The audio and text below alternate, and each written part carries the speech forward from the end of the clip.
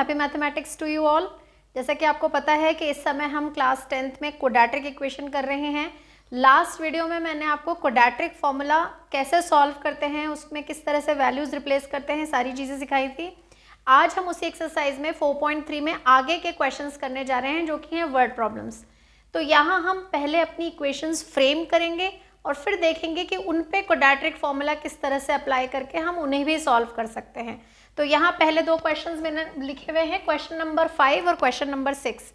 Question number 5 में कह रहे हैं कि in a class test the sum of Shefali's marks in maths and English is 30. Had she got 2 marks more in maths and 3 marks less in English, the product of their marks would have been 210. और फिर हमें उसके दोनों subjects के marks पता करने हैं। तो अब क्योंकि यहाँ पे दो सब्जेक्ट्स की बात हो रही है, तो हम एक को x और एक को y अज्यूम कर सकते हैं। तो किस तरह से करेंगे? लेट क्वेश्चन नंबर 5 का solution, let Shefali gets x marks in maths and she get y marks in English। तो जो पहली इक्वेशन बनी, क्योंकि उसके दोनों जो सब्जेक्ट्स हैं उनके मार्क्स का सम 30 है, तो पहली हो जाएगी x plus y is equals to 30। और जो दूसरी है उसमें क्या होगा? She got 2 marks more. तो मैथ्स में 2 मार्क्स मोर हैं, x प्लस 2 हो जाएगा। इंग्लिश में 3 लेस हैं, तो y माइनस 3 हो जाएगा और फिर दोनों का प्रोडक्ट हो जाएगा 210। तो इस तरह हमारे पास ये दो इक्वेशंस हो गई। पर क्योंकि क्वाड्रेटिक इक्वेशन में तो हम एक ही वेरिएबल यूज़ करते हैं, तो हमें सिर्फ x यूज़ करना है, इसलिए हम y को यहाँ से रिप्लेस करेंगे। तो किस तरह रिप्लेस किया जाएगा? y is equals to 30 minus x. अब यहाँ पे ये ज़रूरी नहीं है कि मैं x और y ही अज्यूम करती, मैं शुरू से ऐसे ले सकती हूँ कि उसके मैथ्स के मार्क्स x हैं, दोनों सब्जेक्ट में मिला के 30 हैं, तो इंग्लिश के मार्क्स शुरू में ही हम 30 माइनस एक्स यूज़ कर सकते हैं, y लेने की हमें ज़रूरत नहीं है। तो दोनों में से कोई भी मेथड हम काम में ले सकते हैं। अब ये जो y की वैल्यू आई, ये हम यहाँ पे रिप्लेस करते हैं, x plus 2, 30 minus x minus 3 is equals to 210। और अब हमें इस इक्वेशन की ज़रूरत नहीं है, तो हम इसी को ही सिंप्लीफाई करेंगे। क्या बनेगा? x प्लस 2, 30 में से 3 माइनस किया, 27 minus x is equals to 210। तो जब हम इसे मल्टीप्लाई करेंगे, 27x माइनस एक्स स्क्वायर, ये x के साथ इन दोनों का प्रोडक्ट है, 2 के साथ किया तो 54 माइनस 2x हो जाएगा। तो ये हो गया minus x square, 27x minus 2x 25x, 54 जो हमारे पास है उसमें से हम 210 सब्ट्रैक्ट करेंगे, तो हमारे पास कितना हो जाएगा? माइनस एक्स स्क्वायर प्लस, और ये 25x था, 25x और 210 में से 54 सब्ट्रैक्ट करा तो हमारे पास आया माइनस 156। अब क्योंकि एक्स स्क्वायर के साथ नेगेटिव साइन है, तो मैं इस पूरी इक्वेशन के साइन चेंज कर देती हूँ। जो जो नेगेटिव हैं वो सब पॉजिटिव हो जाएंगे और जो पॉजिटिव हैं वो सब नेगेटिव हो जाएंगे। अब इस क्वेश्चन को हम अपने फैक्टराइजेशन मेथड से भी सॉल्व कर सकते हैं, जैसे कि हमने सेकेंड एक्सरसाइज में किया था। 156 को स्प्लिट करना है इस तरह से कि साइन प्लस है तो उनका सम 25 आना चाहिए, तो हम इस तरह भी कर सकते हैं। लेकिन अगर हम चाहें तो, क्योंकि अभी हमने क्वाड्रेटिक फॉर्मूला ही इस एक्सरसाइज में सीखा है, तो हम वही अप्लाई करते हैं। तो क्वाड्रेटिक फॉर्मूला में हम सबसे पहले डिस्क्रिमिनेंट कैलकुलेट करेंगे, जो कि होता है b स्क्वायर माइनस 4ac। तो b की जगह मैंने यहाँ रिप्लेस किया 25 स्क्वायर माइनस 4a की जगह यहाँ पे 1 है, तो वो लिखने की मुझे ज़रूरत नहीं है, 156। अब हम इसको सॉल्व करते हैं। मान लीजिए मैं इधर सॉल्व करना शुरू करती हूँ। 25 का स्क्वायर 625 और 156 को 4 से मल्टीप्लाई करेंगे तो ये हो जाएगा 624। यानी हमारे पास जो सोल्यूशन आया वो है 1। अब 1 जो है वो पॉजिटिव नंबर है, इसका मतलब इसके रियल रूट्स पॉसिबल हैं, और अगर रियल रूट्स पॉसिबल हैं तो हमें अपने फॉर्मूले में वैल्यू पुट करके आंसर्स निकालने हैं। तो हमारा फॉर्मूला क्या था? फॉर्मूला था कि हमें जो x कैलकुलेट करना है वो minus b plus minus under root d upon 2a होता है। तो अब ज़रा इसमें वैल्यू पुट करते हैं।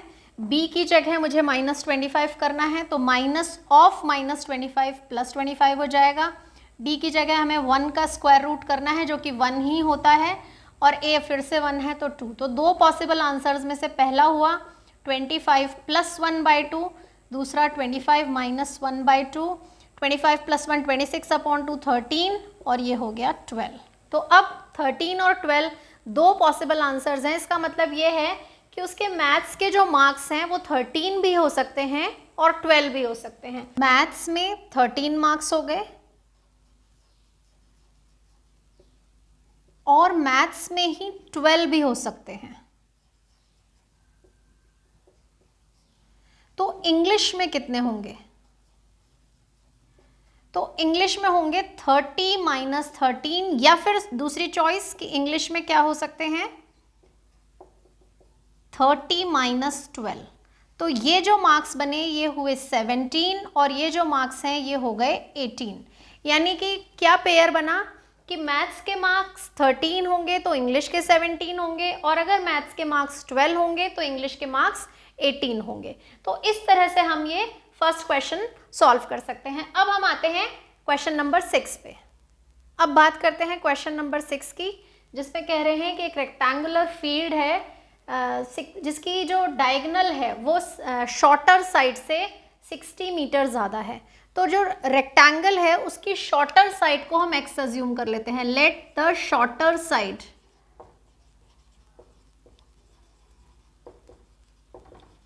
B x metres. तो जो डायगोनल है वो कितना हो जाएगा x प्लस 60 मीटर। और फिर उसके बाद उन्होंने कहा कि the longer side is 30 more than shorter side.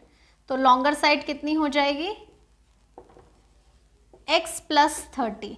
अब जैसा कि हमें पता है कि रेक्टेंगल में अगर मैं इस तरीके का फिगर बना रही हूँ तो ये शॉर्टर साइड जो इसकी x है, लॉन्गर x प्लस 30 है, ये इसका डायगोनल है, ये एंगल 90 डिग्री का है। इसका मतलब ये फिगर एक पाइथागोरस थ्योरम को फॉलो कर रहा है। तो हम यहाँ पे पाइथागोरस थ्योरम अप्लाई करेंगे।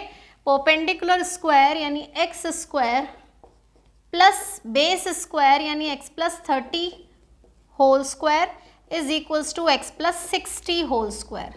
तो ये है हमारी इक्वेशन जिसे हमें क्वाड्रेटिक फॉर्म में कन्वर्ट करना है।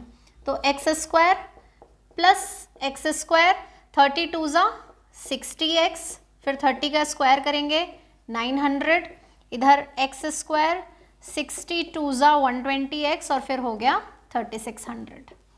तो ये एक एक्स स्क्वायर से एक एक्स स्क्वायर कैंसिल, तो हमारे पास रह गया एक्स स्क्वायर। ये जो 60x है ये 120x आके इसमें से हो जाएगा सब्ट्रैक्ट, और ये जो 900 है ये 3600 आके इसमें से सब्ट्रैक्ट हो जाएगा। तो हमारे पास जो इक्वेशन बन के आएगी वो है एक्स स्क्वायर माइनस 60x, और 900 और 3600 को मैंने सब्ट्रैक्ट किया तो ये हो गया 2700।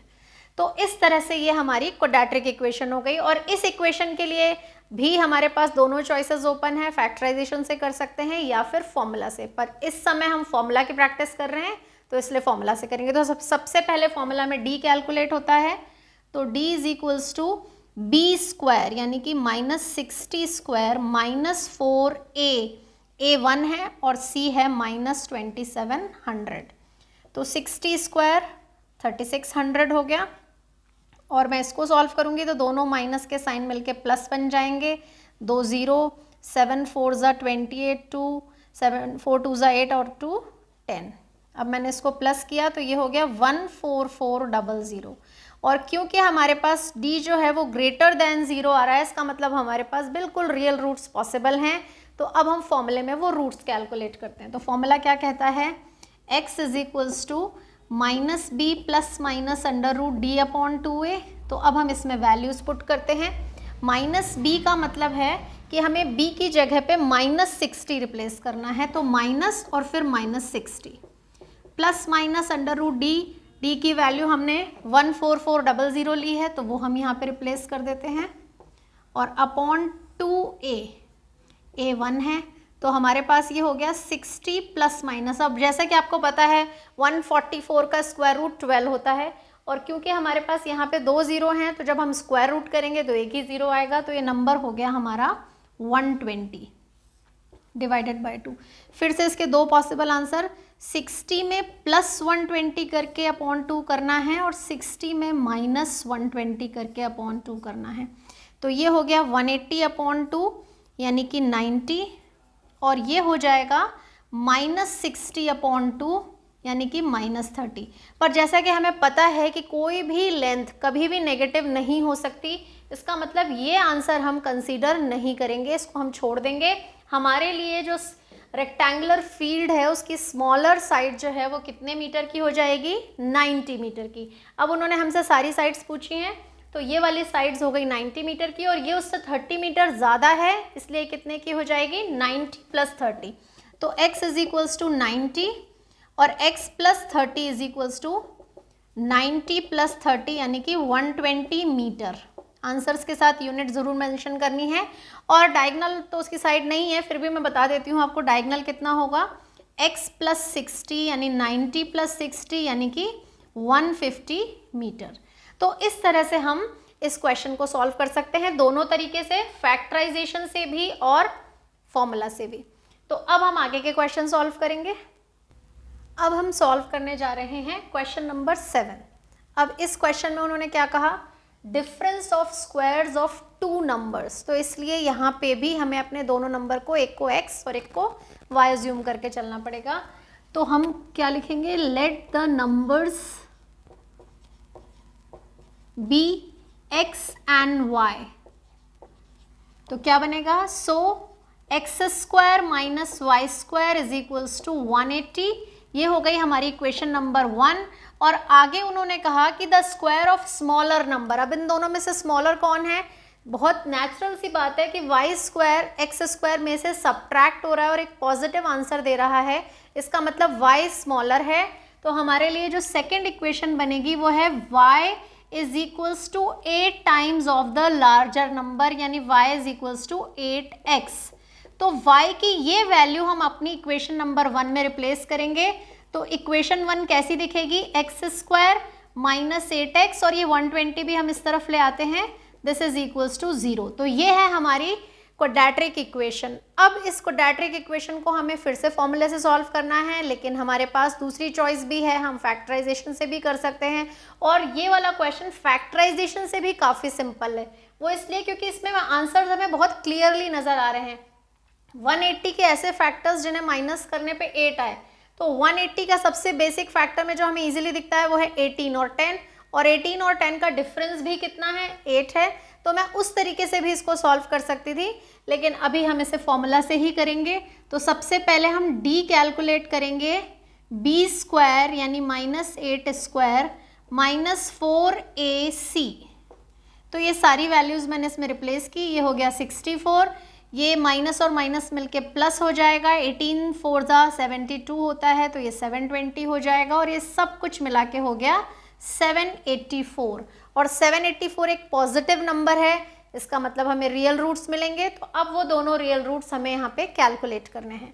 तो कैसे करते हैं, x के जो दोनों आंसर्स हैं उसके लिए फॉर्मूला है minus b plus minus under root d upon 2a। तो उस फॉर्मूले में वैल्यू पुट करने जा रही हूँ, minus of minus 8 plus minus under root 784 upon 2a, a की जगह 1 ही है तो ये 2 रह जाएगा। 8 और 784 का स्क्वायर रूट होता है 28। तो हमारे पास नंबर हो गए, दो नंबर्स जो हैं उसमें से पहला हो जाएगा 8 प्लस 28 अपॉन 2। कितना हुआ 8 प्लस 28, 36 अपॉन 2 यानी कि 18। और जो दूसरा x की वैल्यू आएगी वो है 8 माइनस 28 अपॉन 2, यानी कि वो हो गई माइनस 20 अपॉन 2 यानी कि माइनस 10। तो हमारे लिए जो दो पॉसिबल नंबर्स हैं वो ये हैं। अब इसमें से ये दोनों ही x की वैल्यूज़ हैं, y की वैल्यू नहीं आई, तो अभी हमें y की वैल्यू कैलकुलेट करनी है। अब मैं कैसे करूँगी y की वैल्यू, कि अगर x की वैल्यू है 18, तो हमने यहाँ पे देखा था y जो है वो उससे 8 टाइम्स ग्रेटर है, तो 18 इंटू 8 हो जाएगा, 8 8 जा 64, 8 1 जा 8 एंड प्लस 6 करेंगे तो 144। तो यानी अगर x 18 है तो y हमारे लिए 144 है। इसी तरह दूसरी पॉसिबिलिटी लेंगे कि अगर x -10 है। अच्छा, अब यहाँ पे -10 भी पॉसिबल है, क्योंकि उन्होंने यहाँ नंबर्स के बारे में हमें ऐसा कुछ नहीं कहा है कि ये नेचुरल नंबर ही हैं या होल ही हैं, ये इंटीजर्स भी हो सकते हैं, और अगर इंटीजर्स हो सकते हैं तो पॉजिटिव और नेगेटिव दोनों आंसर्स पॉसिबल हैं। तो अगर x की वैल्यू -10 है तो y की वैल्यू 8 इंटू -10 यानी कि हो जाएगी -80। तो इस तरह से हम ये दोनों नंबर्स यहाँ पे कैलकुलेट कर सकते हैं। तो क्वेश्चन नंबर 7 काफ़ी सिंपल क्वेश्चन था, तो उसको हमें इस तरह से सॉल्व करना है। अब हम सॉल्व करने जा रहे हैं क्वेश्चन नंबर 8 और क्वेश्चन नंबर 10। अब आप सोचेंगे क्वेश्चन नंबर 9 बीच में क्यों छोड़ दिया है, तो उसका एक रीज़न है। क्वेश्चन नंबर 9 भी हम सॉल्व करेंगे, इसके बाद 8 और 10 मैंने एक साथ इसलिए लिखे हैं क्योंकि ये दोनों क्वेश्चन देखने में ज़रूर डिफरेंट हैं, पर दोनों क्वेश्चंस पूरी तरह से सेम हैं। और ऐसा ही एक सेम क्वेश्चन हम 4.1 एक्सरसाइज में भी सॉल्व कर चुके हैं। तो आप एक बार 4.1 में देखिएगा कौन सा ऐसा क्वेश्चन था जो बिल्कुल इनकी तरह था, वो मैं ऑलरेडी आपको सॉल्व करवा चुकी हूँ। अब इन दोनों में से मैं एक क्वेश्चन आपको सॉल्व करवाऊंगी और दूसरा आपके लिए होमवर्क होगा, लेकिन वो दोनों सेम किस तरह से हैं ये सारी चीज़ें मैं आपको यहाँ पे एक्सप्लेन करूंगी। ध्यान से देखिए, क्वेश्चन में क्या कहा गया है। पहले वाले में a train travels 360 kilometre at a uniform speed if the speed have been 5 kilometre per hour more, यानी कि ये दो सिचुएशंस की बात कर रहे हैं। 360 किलोमीटर एक ट्रेन अपनी जितनी स्पीड है उससे ट्रैवल करे, या फिर 5 किलोमीटर पर आवर ज़्यादा स्पीड से ट्रैवल करे। तो दोनों जो टाइम निकलेंगे उनमें जो डिफरेंस है वो 1 आवर का है। बिल्कुल सेम इसी तरह इस क्वेश्चन में भी दो टाइम जो है उनका डिफरेंस 1 आवर है, पर वो जो टाइम है वो एक ट्रेन का ना होके दो डिफरेंट ट्रेन्स बोल दी हैं। एक पैसेंजर ट्रेन है जो धीरे चलती है, एक एक्सप्रेस ट्रेन है जो फास्ट चलती है। An express train takes 1 hour less than a passenger train to travel 132 kilometre. जैसे यहाँ 360 किलोमीटर ट्रैवल करना है एक ट्रेन को दो सिचुएशन में, वैसे ही यहाँ 132 किलोमीटर ट्रैवल करना है दो डिफरेंट ट्रेन्स को, एक जिसकी स्पीड कम है, दूसरी जिसकी स्पीड ज़्यादा है। तो यानी क्वेश्चन सॉल्व करने का तरीका दोनों में सेम रहेगा, सिर्फ थोड़ी सी लैंग्वेज बदलेगी। उस क्वेश्चन में हम कैसे लिखेंगे, क्वेश्चन नंबर 8 का सॉल्यूशन मैं बता रही हूँ आपको, answer of 8।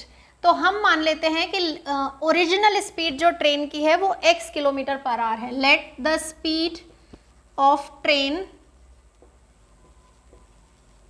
B x kilometre per our.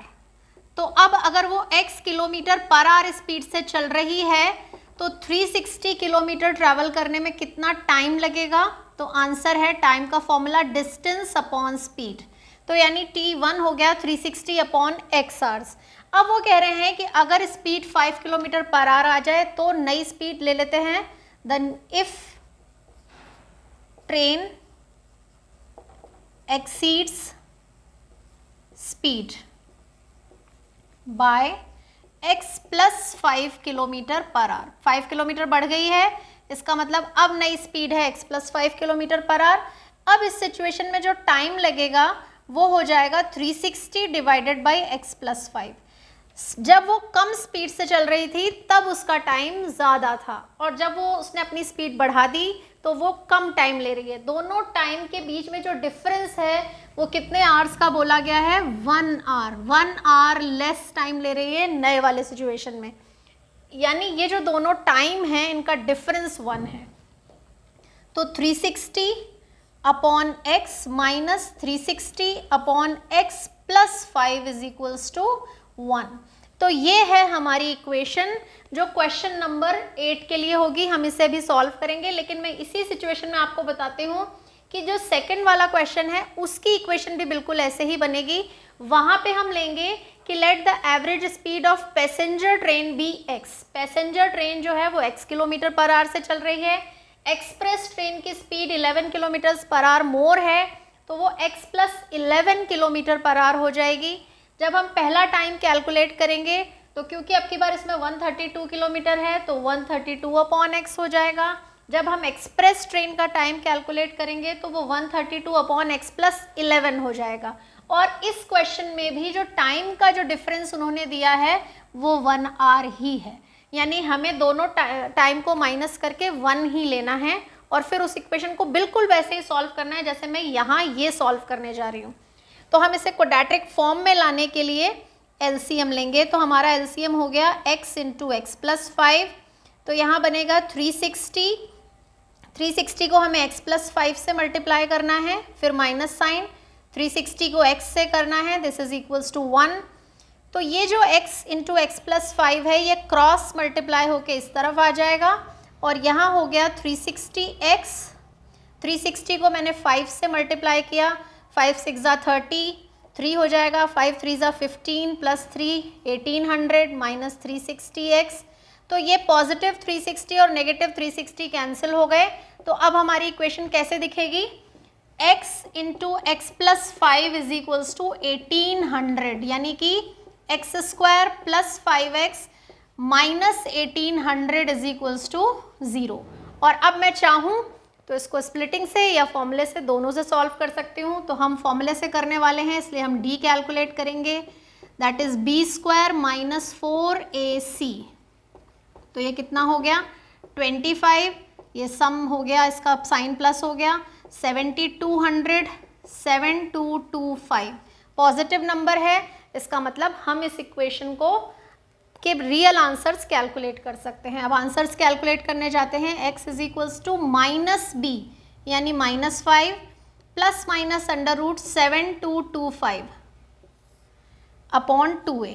अब 7225 का स्क्वायर रूट आप कैलकुलेट कर सकते हैं, लेकिन एक ट्रिक होती है जिससे हम इजीली निकाल सकते हैं। लास्ट में 25 है, इसका मतलब इसके स्क्वायर रूट में लास्ट में आएगा 5 और एक ऐसा नंबर जिसको उसके अगले नंबर से मल्टीप्लाई करने पे 72 आए, तो वो नंबर होता है 8। 8 9 ज़ा 72, इसका मतलब इसका जो वंस प्लेस की डिजिट है वो 8 होगी। तो अब हम इसको सिंप्लीफाई करते हैं। पहला आंसर हो जाएगा हमारा -5 प्लस 85 अपॉन 2, जो कि बनेगा 80 अपॉन 2 यानी कि 40 किलोमीटर पर आवर। और जो दूसरा है हमारा टाइम वो हो जाएगा -5 माइनस 85/2, पर ये आंसर हमारा नेगेटिव साइन के साथ आने वाला है और स्पीड्स जो होती हैं वो नेगेटिव में पॉसिबल नहीं होती। इसका मतलब हमारी जो ट्रेन है उसकी original speed 40 kilometre per hour है और अगर उसकी स्पीड बढ़ा दी जाएगी तो वो 45 हो जाएगी। तो इस तरह से हमें ये क्वेश्चन करना है। बिल्कुल ऐसे ही मैंने आपको बताया क्वेश्चन नंबर 10 कैसे करना है। क्वेश्चन नंबर 10 आप लोग अपने आप सॉल्व करेंगे और मेरे साथ अपने आंसर शेयर करेंगे कमेंट करके। तो अब हम बचे हुए क्वेश्चन सॉल्व करते हैं। सॉल्व करने जा रहे हैं क्वेश्चन नंबर 9। इसमें बात हो रही है 2 वाटर टैप्स की। एक छोटा वाटर टैप है, एक बड़ा है, दोनों किसी टैंक को फिल कर रहे हैं। अब ये जो क्वेश्चन है ये हमारा टाइम एंड वर्क का क्वेश्चन है। टाइम एंड वर्क के क्वेश्चंस की खास बात ये होती है कि अगर हमें कोई चीज़, कोई काम कंप्लीट करना है तो हमें 1 यूनिट ऑफ टाइम कैलकुलेट करना पड़ता है। ऐसा क्यों? जैसे मान लीजिए ये 2 वाटर टैप्स हमने ओपन करे तो हमें ये नहीं देखना कि वो कितनी देर में फिल करते हैं। इसका मतलब ये है कि अगर दोनों को मैं 1 आवर चालू रखूँ, पहले वाले को भी 1 आवर मैंने यूज़ किया, दूसरे वाले को भी 1 आवर यूज़ किया, तो दोनों ने मिलकर कितना काम कर दिया, उस तरह से हम इन क्वेश्चंस की कैलकुलेशन करते हैं। तो इसी तरह से जैसे इन्होंने कहा कि 2 water taps together can fill a tank in 9 and 3/8 hours, तो इसका मतलब अगर उन दोनों को चालू रखेंगे तो वो 1 घंटे में कितना फिल कर देंगे, इस टाइम का रेसिप्रोकल। तो इसलिए मैं कैसे लिखूंगी, 2 water taps can fill a tank in, और 9 and 3/8 को जब हम इम्प्रॉपर फ्रैक्शन में चेंज करेंगे तो ये बन जाएगा 75 अपॉन 8, 75 अपॉन 8 आवर्स, यानी ये इस टैंक को 75 अपॉन 8 आवर्स में फिल कर देंगे। तो 1 घंटा अगर मैं इसको चालू रखूंगी दोनों टैप्स को तो ये कितना फिल करेंगे, तो इन 1 आवर दे कैन फिल इसी टाइम का रेसिप्रोकल। तो रेसिप्रोकल हो गया 8/75 पार्ट, यानी उस टैंक का 8/75 पार्ट जो है ये फिल कर देंगे। तो अब हम आते हैं अलग अलग पे। उन्होंने कहा कि दोनों का अलग अलग हमें टाइम कैलकुलेट करना है। तो पहले मैं स्मॉलर का लेती हूँ। Smaller tap takes x hours to fill tank। तो अगर उसको मैं चालू कर दूं 1 घंटे के लिए तो 1 घंटे में कितना फिल करेगा? इन 1 hour इट कैन फिल इसी टाइम का रेसिप्रोकल यानी कि 1/x। अब हम लार्जर की बात करते हैं। लार्जर जो है वो 10 घंटे कम ले रहा है, तो लार्जर टैप का कितना हो गया? Larger tap take x - 10 hours to fill tank, तो उसका 1 hours वर्क कितना हो गया? 1 hours वर्क। उसने 1 hour में अपने हिस्से का 1/x - 10 टैंक फिल कर दिया है। अब क्योंकि हमने इनको दोनों को चालू रखा है तो दोनों ने मिलके 1 घंटे में कितना किया? इन 1 hour बोथ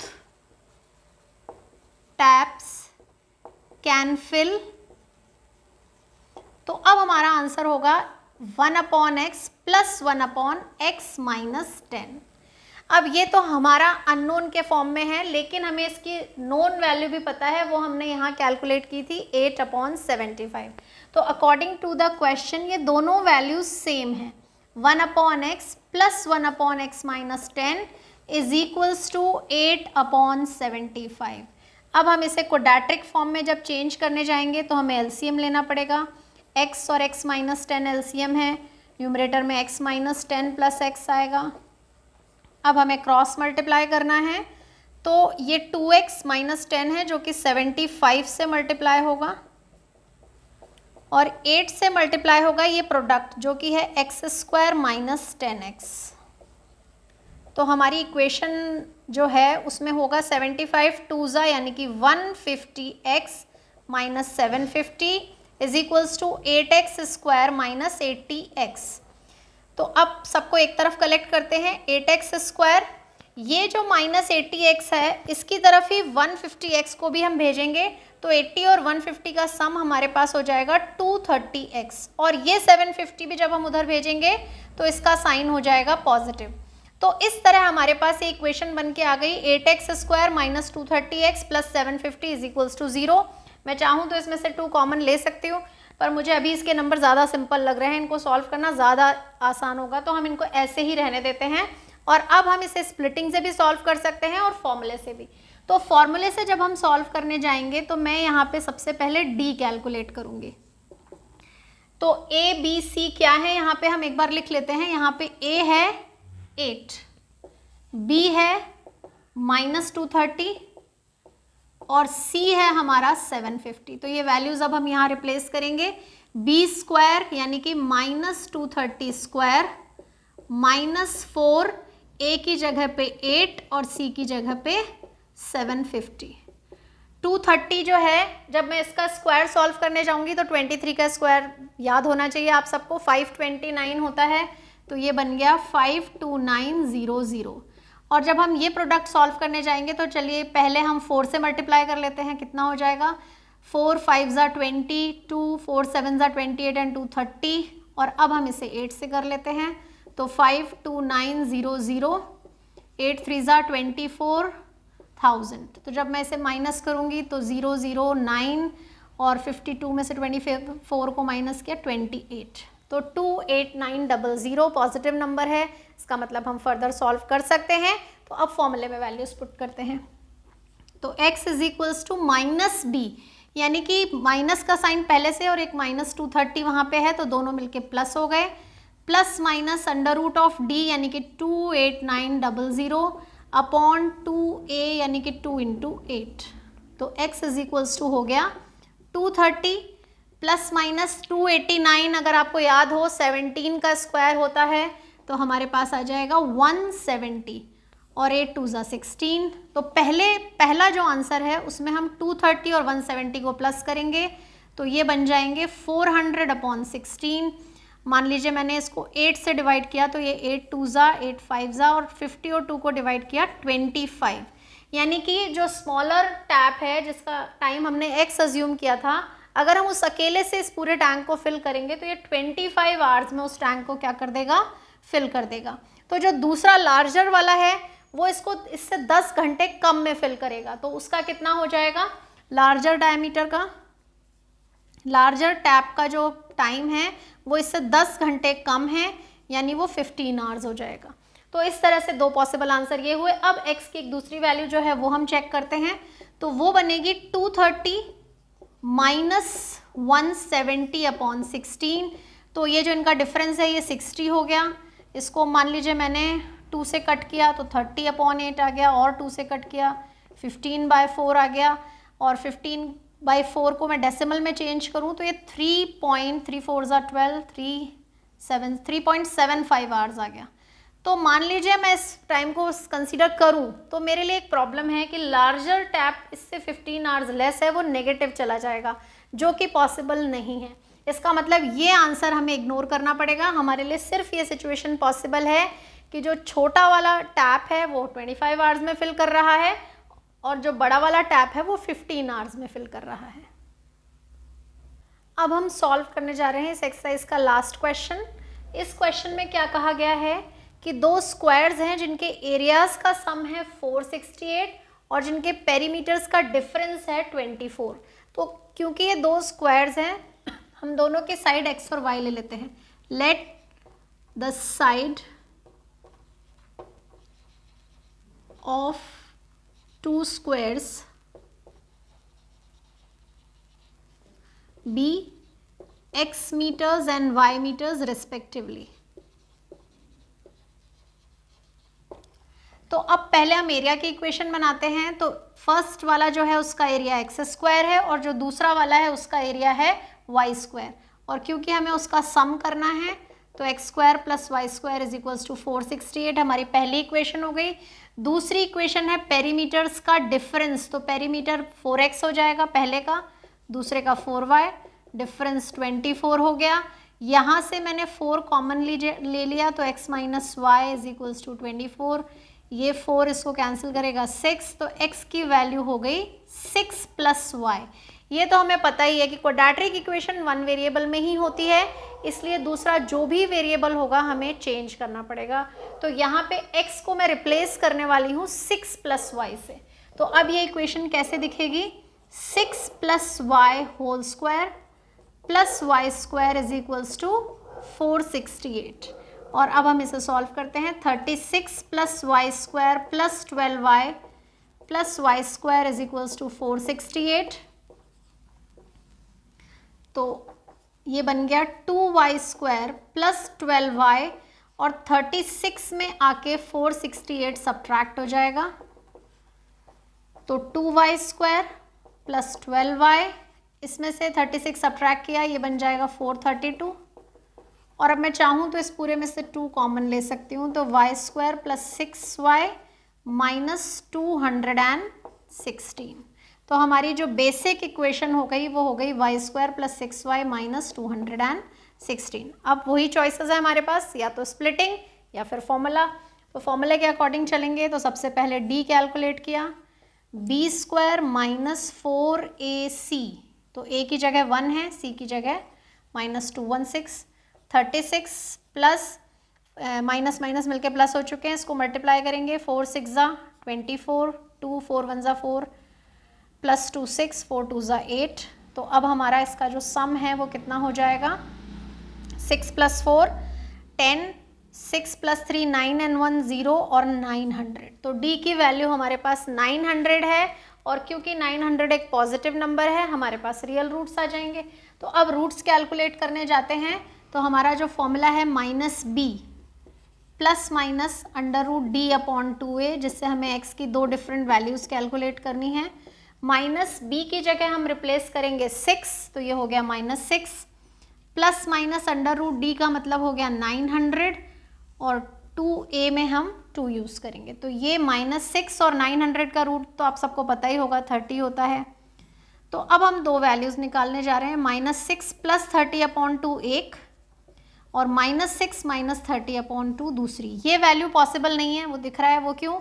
क्योंकि ये नेगेटिव आंसर आने वाला है, और नेगेटिव आंसर्स तो कभी भी किसी भी स्क्वायर की साइड हो नहीं सकती, तो ये पॉसिबल आंसर नहीं है। इसको सॉल्व करने गए तो ये 24/2 हुआ, 24/2 12 हो गया।